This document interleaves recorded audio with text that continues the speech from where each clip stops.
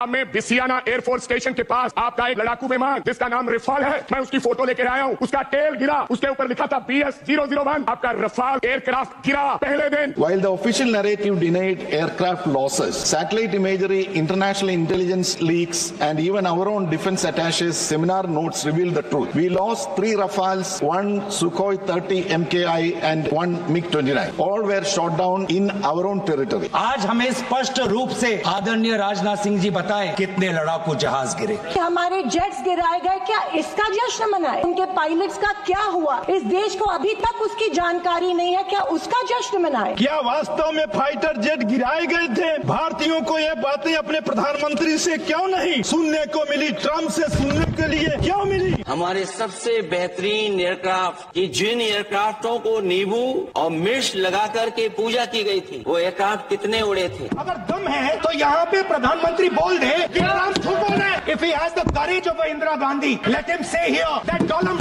Trump, you're a liar, that you did not make a ceasefire. नींबू और बाकी लगा के जब इनकी पूजा की गई थी तो वो राफेल के साथ ही हुआ था। राफेल जब आया था तो उसको इस तरीके से वेलकम किया गया था, लेकिन बहरहाल उसका जिस तरीके से पाकिस्तान के एक मशाक पायलट्स के हाथों जिस तरीके से वो जहाज़ गिरे, वो बड़ा एम्बैरेसिंग है। जो हमारे साथ मेहमान हैं ब्रिगेडियर रिटायर्ड हारिस नवाज साहब, उनका भी वेलकम करते हैं। Thank you so much for your time sir. और डॉक्टर कमर चीमा हमारे साथ मौजूद हैं, माहिर हैं बैनुल-अक़वामी उमूर के।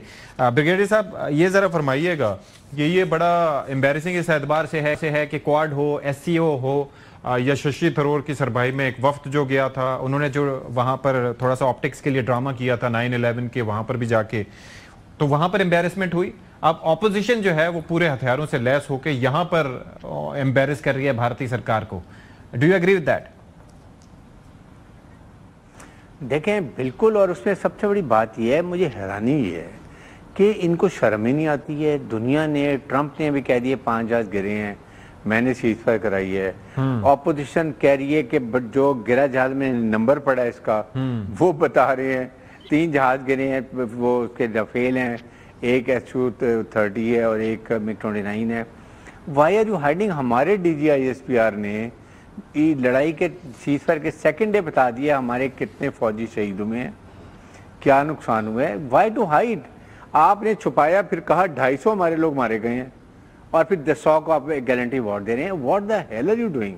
आपको शर्म नहीं आती है? ट्रम्प बार बार आपको भिगो के जूते मार रहा है कि 28 दफा उसने कहा कि मैंने सीजफायर कराई है, आप 2 दफा उसने कहा कि 5 जहाज गिरे हैं। वो आपको इससे ज्यादा और क्या शर्मिंदा करे? क्या मतलब आपको ये कहेगा आप झूठ बोल रहे हैं प्राइम मिनिस्टर ऑफ इंडिया, ये कहे वो आपको? सेकंड ये है कि आपके सामने पूरी ऑपोजिशन खड़े होकर नारे लगा रही है और आपसे सवाल पूछ रही है कि 5 जहाज गिरे हैं, यू हैव ऑडेसिटी से कुछ भी नहीं बोल रहे हैं। आपसे कह रहे हैं कि जी आपने सीजफायर की है, आप बोल नहीं रहे हैं। या तो कहें कि ट्रम्प झूठ बोल रहा है, हैव अ करेज, और यहाँ कहें कि नहीं जी हम ट्रम्प ने कहा था, बी एग्रीड।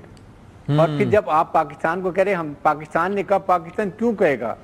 आप अगर आप बहुत शेर बने, बहुत नुकसान करे, तो फिर आपने सीजफायर क्यों की? लेकिन उसके बाद आपने दुनिया में आपका बयान पिट गया।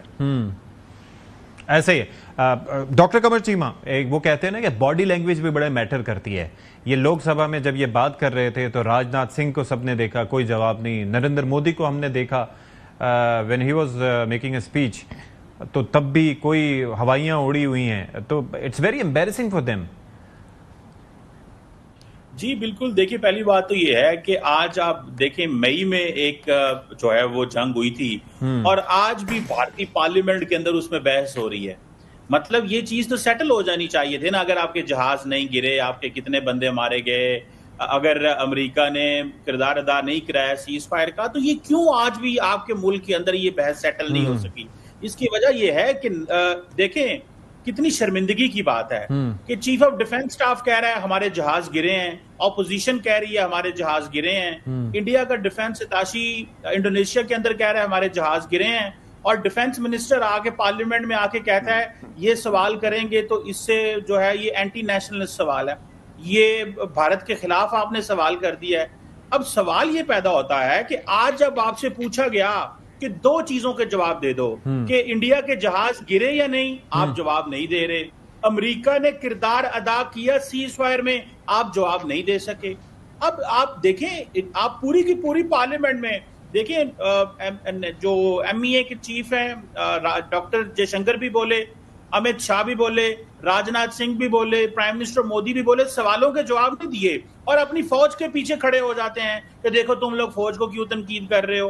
अब आप पॉलिटिशियन है, आपने एक्शन लिए हैं, आपने फैसला किया। और राहुल गांधी ने इंतहाई इंपॉर्टेंट बात की है, उसने कहा कि इंडिया के वजीर आजम ने दहशतगर्दों को इस बात की सारी पावर दे दी है कि दो न्यूक्लियर मुल्कों के बीच में कभी भी जंग हो सकती है। अच्छा। ये फैसला ना पाकिस्तान करेगा ना इंडिया करेगा, ये दहशतगर्द करेंगे। जब भी दहशतगर्द हमला करेंगे, क्योंकि इंडिया ने कह दिया है कि अब जो है अगर कोई ऐसा वाकया वहां पे होता है तो सीधा सीधा एक्ट ऑफ वॉर है। तो बेसिकली तो इंडिया की ऑपोजिशन ये पूछ रही है कि आपने किस तरह के जो फैसले हैं वो किए हैं। लेकिन डॉक्टर कमर सीमा साहब, what can we expect from them? I mean I take this question to Haris Nawaz साहब कि how what can we expect? I mean ये वो लोग हैं कि जब अभिनंदन यानी कि जिसने यहां पर आके अपना जहाज गिरवाया, जब जहाज गिरा तो उसके जो मिसाइल थे उसके साथ लगे हुए थे, इंटैक्ट थे, लेकिन बाद में F-16 के नाम की नस्वार दिखा के ये MiG-21 का ये किसी और तैयारे का इंजन दिखा के कहा गया कि ये, और अभी जब रिटायर करने जा रहे हैं फ्लाइंग कॉफिन्स को तो कह रहे हैं कि ये वो तैयारा था जिसने 4th जनरेशन एयरक्राफ्ट जो है वो गिराया था। तो जिन लोगों का ये आलम है, what can be expected from them? देखें सती, सबसे बड़ी बात यह है कि आपने अभिनंदन ने का जहाज पाकिस्तान ने गिराया, वो पाकिस्तान में अरेस्ट हो गया, फंटास्टिक चाय पी, वापस गया और उसको गैलेंट्री अवार्ड दे दिया। वीर चक्र। आप पूछें कि इसने कौन सी बहादुरी दिखाई, एक्स्ट्रा ऑर्डिनरी दिखाई है, वीर चक्र। अभी भी 100 लोगों में से 3 वो ये राफेल के पायलट हैं जो मर गए, कोई अचीवमेंट नहीं है, इतने बड़े बड़े जहाजों को नुकसान किए, उनको आप गैलेंट्री अवार्ड दे रहे हैं। अभी मुझे तो उनकी कुछ समझ नहीं आती। सेकंड देखें, इस लड़ाई में सबसे इंपॉर्टेंट बात जो है वो जो हुई, क्लियर हुई है ना, ये है कि पाकिस्तान एक बहुत ही रिस्पॉन्सिबल मैच्योर न्यूक्लियर मुल्क नजर आया है। ऐसा ही है, जिसकी फौज प्रोफेशनल और बहुत ही हार्ड और वो बैटल हार्डेंड है। And we did not believe in white, we believe in peace. ये chief of army staff field marshal Asim ने दुनिया को बता दिया। साथ ही दुनिया को पता चल गया कि इंडिया नहायत ही रिस्पॉन्सिबल, उसके बाद इमेच्योर न्यूक्लियर स्टेट है, जो एक छोटे से इंसिडेंट के ऊपर, फॉल्स फ्लैग ऑपरेशन के ऊपर दूसरे न्यूक्लियर मुल्क पर अटैक कर सकती है विदाउट एनी प्रूफ। आप अंदाजा लगाएं कि ये क्या कुछ विदाउट, तो ये क्या खतरनाक है। That is what the American president Trump is worried.